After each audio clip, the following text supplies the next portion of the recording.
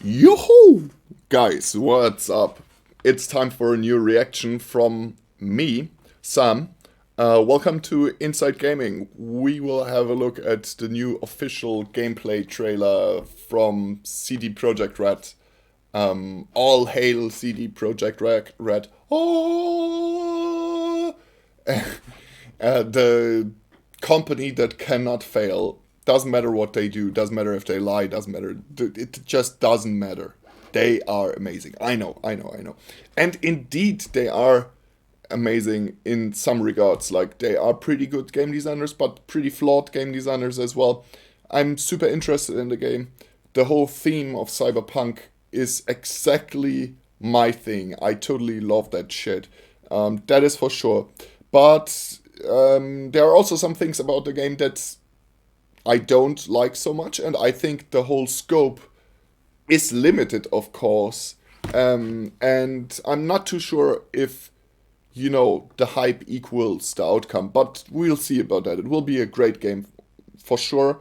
They put in a lot of love inside, and let's drop into this trailer, I'd say.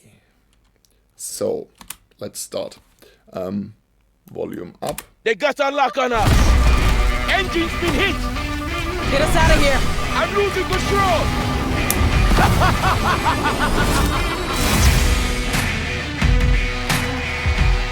At CD Projekt Red, we dedicate ourselves to telling immersive stories. Yet with every new project, we set out to make our games bigger, more complex, deeply engaging. Come on, V. Let's get you home. Cyberpunk 2077. I don't know why all video game companies I think they all use the same actor for their trailers, or maybe I'm just imagining myself, or maybe they are just like all using the same voice, but this just sounds like the Hitman woman to me. I don't know, like I would have to check, but it sounds really, really similar. Nevertheless, you can see the strong branding. They realized what important name they created with CD Projekt Red, where they have like tons of fans blindly following them, cult-like. And this is quite cool. And they do it quite well. And yeah, let's look a little bit more into it and listen to the Hitman Woman. And Mary's exploration of a vast open world with kinetic combat, story-changing player choices, and robust character development, all to bring you into our vision of the dark future. You ever feel like a city doesn't give you a choice? You either burn alive in it, or you never existed at all. One thing that is also very clear is that this is a current gen, or depending on how you see it, last gen game. Like the whole, game design is built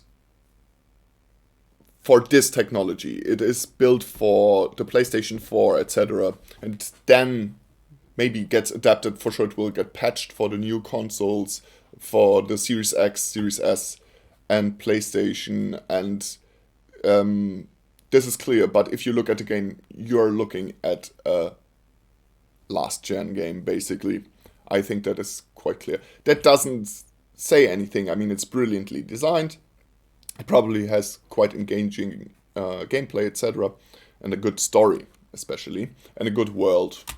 The year is 2077. An economic crisis culminating in nuclear conflict has left America in pieces. With most of the continent degenerating into lawless war zones, people from all over have converged on the already overcrowded Night City, one of the world's last great megalopolises. A hub amassing the best in resources and know-how, and home to manufacturers of cutting-edge technologies, Night City continues to offer the promise of a civilized future. What? No, this isn't happening. Oh, but it is. But in the city's streets, a merciless struggle for power rages. Gangs, corporate agents, hustlers, religious cultists, politicians, and all manner of criminals strive to outplay one another. Ordinary people get caught in the crossfire. Looking for justice. In Night City, I seek revenge. Much more feasible here. In this world, consumed by never-ending conflict, Sometimes only an outsider will get the job done. Elizabeth tells me you have answers for us. I'm all ears. And that's you, an urban mercenary, a cyber-enhanced gun for hire. You seem to understand each other. Okay, so quickly, if you go back here a little bit, like around, I believe here, when the person moves, you see like this typical artifacting on the top in the screen space reflection. All ears. And that's you, an urban mercenary, a cyber-enhanced gun for hire. You seem to understand each other. Take this, too. As a mercenary, you swear no allegiance. You've chosen the outlaw life and trust that your abilities will carry you up Night City's ruthless, underground social ladder. Heart of Night City. That's it right there.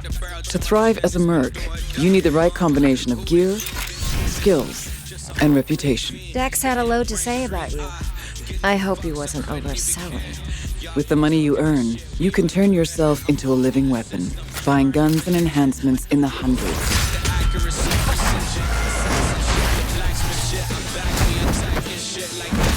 As you roam the city's streets, you gain the experience you need to upgrade abilities and acquire perks. Combine the right skills and gear to create a gunslinger with inhuman reflexes.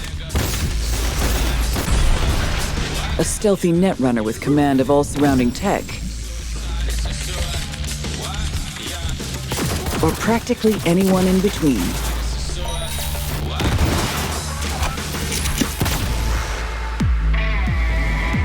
In Cyberpunk 20... We don't see anything here that we do not already know, I believe. 2077, you steal a prototype biochip that can set you up for life. Being filthy rich.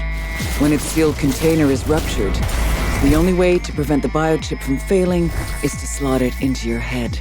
It turns out it contains the digitized soul of Johnny Silverhand, a dead rocker boy with violence on his mind. You mean to say there's an actual terrorist in my head, right now? He's out for revenge. Aims to bring down the megacorp that made the chip. Do whatever it takes to stop him, defeat him, gut him. What is in your head can shift the balance of power in Night City. The high and mighty will do anything to lay their hands on it.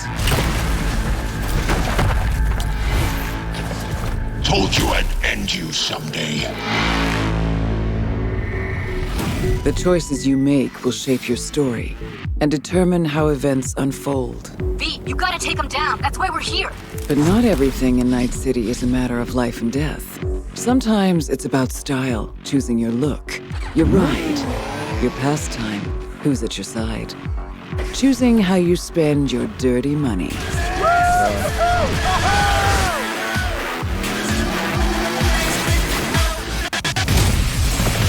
But from the activities, that looks really limited as well. Maybe they don't show everything off, but I doubt it. But if you compare that to, let's say, GTA 4, if you can remember what you could do there, you could go to a billiard table, you could play darts, you could play bowling, you could get drunk with people, and they had this cool Euphoria engine where you had to drive them back home drunk in your car, etc. And I suspect that this is quite limited. I mean, you're right. Okay, you can have cars, I get it.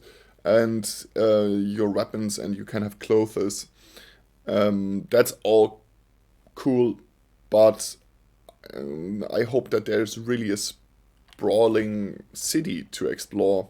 In some ways, I doubt that. I mean, most buildings you're not able to go inside them, etc. So let's see about that. But yeah, some side activities, probably this boxing that you also had in The Witcher, and races, of course. But this is all quite standard and kind of, yeah, not a big surprise that this stuff is in the game, because if you have already the driving mechanics, of course you make some racing games inside, some side quests with racing involved. Then this thing, what we saw with Johnny Silverhand playing the guitar, I think that is part of the main or side story quest line, so that's not really a side activity.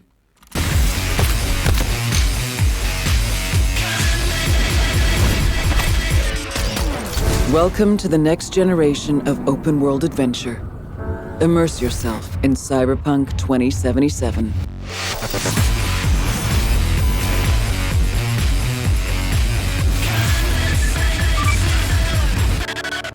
It would be so funny if they would postpone it once more. Okay, I think I'm pretty hyped for the game despite all. Definitely looking forward to it, but I'm not going to pre-order it. I'm going to have a look how the release version is and then make my decision when I buy it. But I'm pretty sure it's a cool game with a lot of cool things, but also some flaws, just as The Witcher 3, for example, which was a fantastic game with quite evident flaws in many regards. This is almost undeniable. So let me know what you think in the comment section below. A lot of the things I like, a lot of the things I find a little bit underwhelming. A lot of the character design is underwhelming, but then there are also some enemy designs which are really, really cool, and some elements that are really, really cool. I spotted some character designs that I think are really last gen looking, really PlayStation 4 looking. I mean, this was the target platform, I believe, so no big surprises there. It's a last gen game. It looks like a last gen game. Will look bit better on the new gen consoles and on the PC, of course. Let's see about the performance as well. I suspect that this is quite taxing performance wise, although it has the target platform of PlayStation 4, but should be, almost every PC on the market should be able to handle it. Let me know what you think in the comment section below. Also subscribe to the channel, and I see you guys in the next video.